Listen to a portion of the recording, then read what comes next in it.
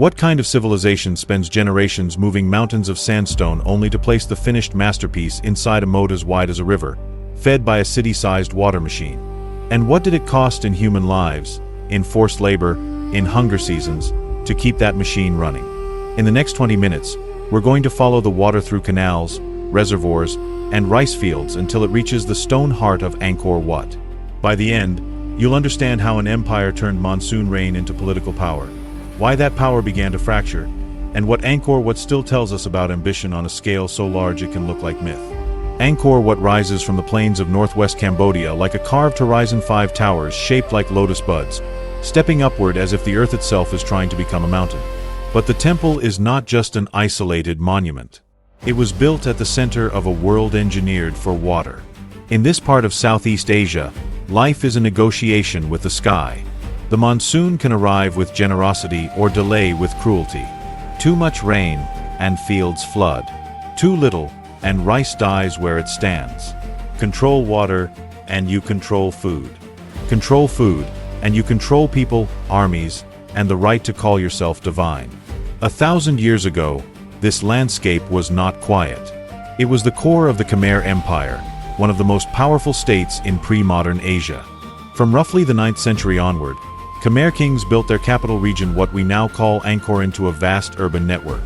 It was not a city in the modern sense of a dense downtown. It was a spread of temples, neighborhoods, ponds, embankments, and fields, stitched together by roads and waterways.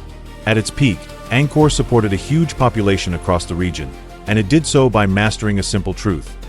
In a monsoon world, storage is survival. The Khmer did not invent rain, but they learned to catch it. They dug canals that guided water gently across the plain. They built massive reservoirs, barrages lined by long earthen walls that still read like artificial horizons. They used dikes, channels, and spillways to move water where it was needed and release it when it threatened to destroy. The system was both practical and symbolic, water as rice, and water as sacred ocean. In Khmer, statecraft, engineering, and religion were never separate languages. They were the same sentence, written in earth and stone. Angkor Wat, the most famous temple of Angkor, was built in the early 12th century under King Suryavarman II. We cannot watch his architects draw the first lines in sand, but we can read their logic in what remains. The temple is dedicated originally to Vishnu, a major Hindu deity associated with order, protection, and cosmic balance. That dedication matters, because Angkor Wat is not merely a shrine. It is a model of the universe as the Khmer elite understood it. The central towers represent Mount Meru, the mythic mountain at the center of the cosmos. The surrounding galleries and courtyards become the world's layers. The broad moat is the cosmic ocean, separating the sacred mountain from the ordinary land. And yet, for all its cosmic symbolism, Angkor Wat is also a machine. The moat is not only metaphor, it is hydrology. It stabilizes the temple's foundations by balancing groundwater levels in sandy soil. It is a protective ring against erosion and seasonal shifts, and it is an enormous statement. This monument is meant to last longer than a rain, longer than a life, longer than a memory. But lasting stone demands living bodies. The human cost of building Angkor Wat is the part the towers do not say out loud. A project of this scale required an immense workforce: stonecutters, quarry workers, transport crews, masons, sculptors, carpenters, and the people who fed them. Much of that labor came through systems of obligation to the state, service owed to the king, organized through local communities and officials. Imagine the rhythm of it. Monsoon rains arrive. Fields demand hands. The king demands hands too. When labor is redirected to monumental building, families must still eat. The empire's water system could soften the blow by increasing rice yields and reliability, but it could not erase the strain. Every block set into the temple is also a record of hours taken from someone's life. Where did the stone come from? Not from a convenient pile beside the site. Sandstone was quarried from the Kulin Hills to the northeast, and then transported often by water routes toward Angkor. Water again. Not just as symbolism, not just as irrigation, but as logistics. The empire's canals and rivers were pathways for heavy cargo. Without them, the temple becomes nearly unthinkable at scale. Step closer to Angkor Wat and the universe becomes a storybook carved in relief. Along the galleries, scenes unfold with stunning detail. Armies in motion, processions, courtly rituals, and epic battles drawn from Hindu traditions. One of the most famous panels depicts the churning of the Sea of Milk, where gods and demons pull on a serpent wrapped around a mountain to churn the cosmic ocean and produce the elixir of immortality. It is a myth about creation, struggle, and renewal. But it is also, unintentionally, a mirror, a civilization pulling against itself, channeling immense effort to produce something that can outlive the churners. Why build like this? Why invest state resources into a stone universe? Part of the answer is political theology. Khmer kings did not rule only by force. They ruled by meaning. In the Angkorian world, the king's legitimacy was tied to cosmic order.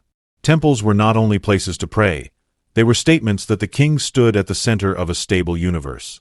A great temple said, "The gods approve, the ancestors watch, the king's reign is aligned with the cosmos." It was propaganda, yes, but it was propaganda in a sacred language people believed. Another part of the answer is competition. Angkor was not built in a vacuum.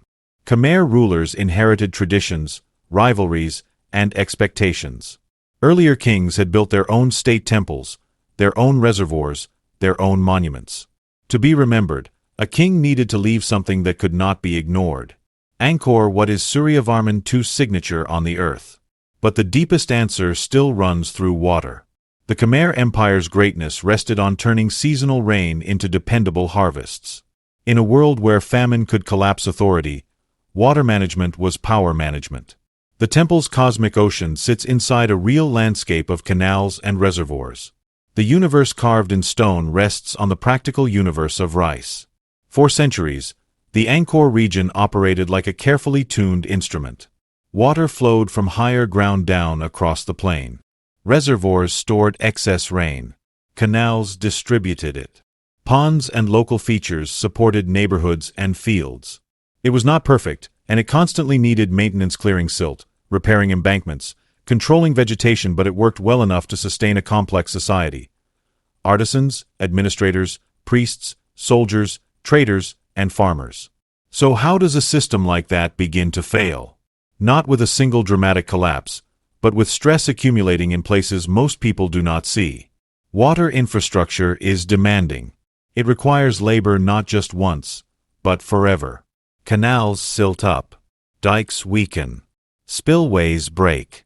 A system built for certain rainfall patterns can become vulnerable when those patterns shift. And when political priorities change, maintenance can be neglected. A reservoir wall does not care about royal titles.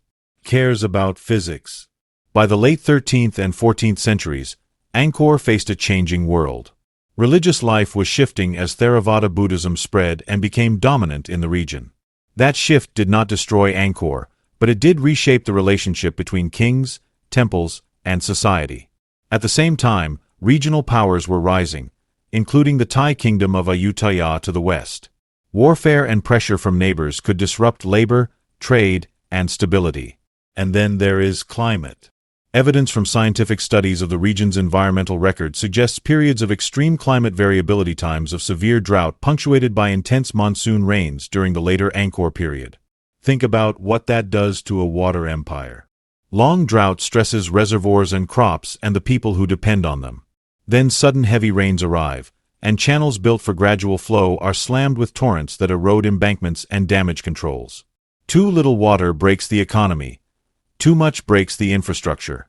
Either way, maintenance becomes urgent, expensive, and constant. Now add politics. When a state faces conflict or succession struggles, labor and attention shift toward immediate threats. The slow work of clearing canals and repairing dikes loses to the urgent work of defending borders or feeding an army. Water systems are unforgiving in this way. They punish neglect on a delay, and then suddenly, all at once. By the 15th century, Angkor's political center had shifted. In 1431, Ayutthaya forces are traditionally associated with a major event in Angkor's history, often described as the sack of the city. The reality of population movement and political change was complex, but the direction is clear. The Khmer capital's focus moved southward, closer to the Mekong and the Tunnel Sap system, where new trade routes and strategic realities mattered. Angkor did not vanish overnight. People remained. Temples were still used. Monks continued worship. Angkor Wat itself, remarkably, never became a fully lost city in the way popular legends sometimes claim. It endured as a living religious site, even as the empire that built it transformed. That continuity matters, because it changes the emotional meaning of the place. Angkor Wat is not a tombstone for a dead world. It is a bridge. It began as a Hindu temple and later became a Buddhist sanctuary, adapting to the spiritual life of later centuries. The stone universe was resilient enough to hold new meanings. Centuries later, as European travelers and colonial officials encountered Angkor, they often described it with a kind of shocked awe, as if such architecture could not belong to the region they thought they understood. Some accounts popularized Angkor in the wider world, including the writings of 19th-century travelers. But the more important story is local. Angkor was known, visited, and revered by Cambodians across generations. The temple's survival is not only a triumph of engineering. It is also a triumph of cultural continuity. In the 20th century, Angkor suffered in new ways. War, political upheaval, and looting threatened monuments and communities. And yet, even after modern trauma, Angkor Wat remained a symbol of Cambodian identity so powerful that it appears on the national flag. In the late 20th century, international efforts helped support conservation and management, and Angkor was recognized as a World Heritage Site. Preservation is still a balancing act, protecting fragile stone, supporting living communities, and managing tourism without turning the place into a museum stripped of meaning. So what is Angkor Wat, really? It is a temple, yes. It is also a political statement, a cosmological diagram, a work of art, and an engineering achievement. But if we strip away the romance and listen to the landscape, Angkor Wat is the face of a water empire. The stone towers are the visible crown. The unseen canals, reservoirs, ponds, and fields were the body that carried that crown. And that brings us back to the sharp question we began with. Why did water build a stone universe? Because in Angkor, water was the difference between scarcity and surplus, between fragility and control. Surplus made specialists possible artists, builders, priests. Control made authority possible taxation, labor organization, military campaigns. Together, they made monumentality possible. The temple's cosmic mountain rises because the empire could harvest monsoon rain, store it, distribute it, and feed the labor needed to carve an idea into stone. But the story also carries a warning. Systems that scale up can also scale up their vulnerabilities. A water network that supports millions of daily decisions must be maintained through centuries of political change. When climate becomes less predictable, when conflict grows, when the state shifts priorities, the same infrastructure that once created abundance can become a fragile dependency. Angkor's brilliance was not only its architecture, but its management of complexity. Its struggle was that complexity never stops asking for care. Today, when you stand at the edge of Angkor Wat's moat and watch the surface ripple under wind and light, it is tempting to feel only wonder. Wonder is appropriate. But the water invites a deeper kind of respect, the kind that remembers the invisible labor behind the visible masterpiece. Somewhere in the long chain of hands that built Angkor Wat were people whose names are lost, whose backs carried stone, whose seasons were redirected by royal command, whose lives were shaped by a promise that this temple would make the kingdom eternal. And in a way, it worked. Not because the Khmer Empire never changed, it did, but because the stone universe still speaks. It speaks of how humans reshape nature to support society, how power turns engineering into ideology, and how art can outlast the politics that commissioned it. Angkor Wat remains, not as a relic frozen in time, but as a living question carved into the landscape. What do we build when we believe our world must be permanent? If you enjoyed this journey through Angkor Wat's water empire and its stone universe, take a moment to like the video, subscribe for more documentary stories like this, and leave a comment answering one question. Do you think Angkor Wat was built primarily as a religious gateway to the cosmos, a political monument to royal power, or a practical anchor for managing water and people, and what detail convinces you most?